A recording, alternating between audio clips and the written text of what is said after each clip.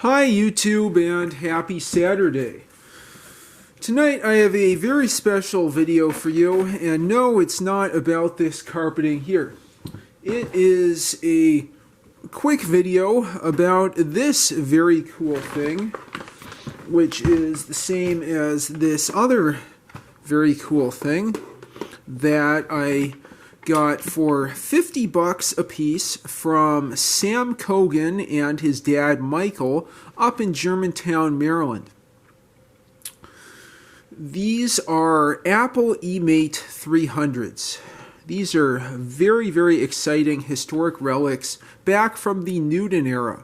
These were the predecessors of the Apple iBook and quite a bit less technologically advanced.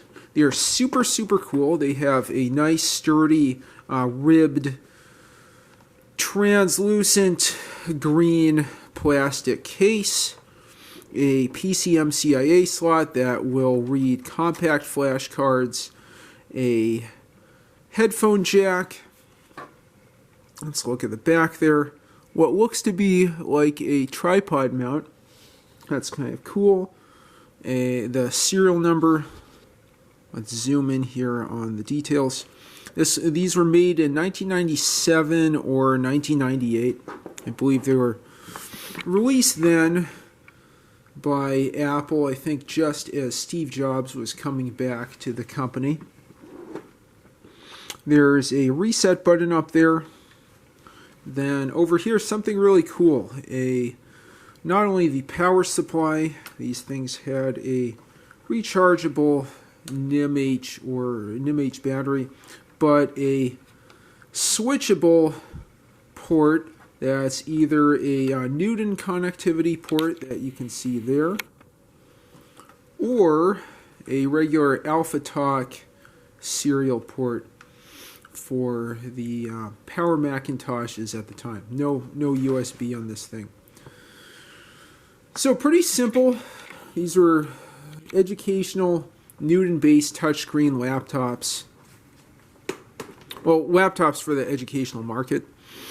Now, these did not come with this stylus, so I'll have to get those, or the power supply. I'll have to get that. And also they have a fault with the hinges that are mounted here. The hinges apparently were set up in a way such that hinges were set up in a way such that the hinge springs could come loose from the hinges in here could come loose from the screw and then puncture the ribbon cable. Typical faulty Apple design. But fortunately there's a simple fix for that involves opening up the eMate, in which you put a number 10 washer on that screw and put the hinge springs back in. So I'll also be doing that repair. I'll probably have a video on that at some point in the future. There is an existing one that's quite good from This Does Not Compute on YouTube. I'll have to include that in the description. The keyboard's pretty nice here. Above that there are these little green slider potentiometers for, I guess, brightness and contrast.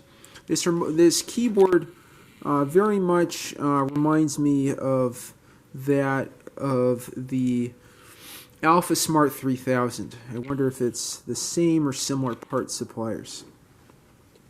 Okay, and just that's a quick look at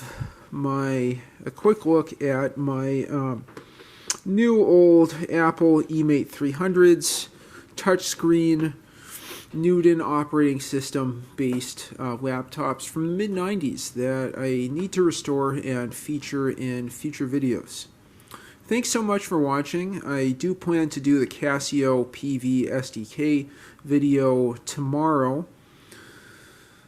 If you have any thoughts, questions, or suggestions, leave them in the comments down below.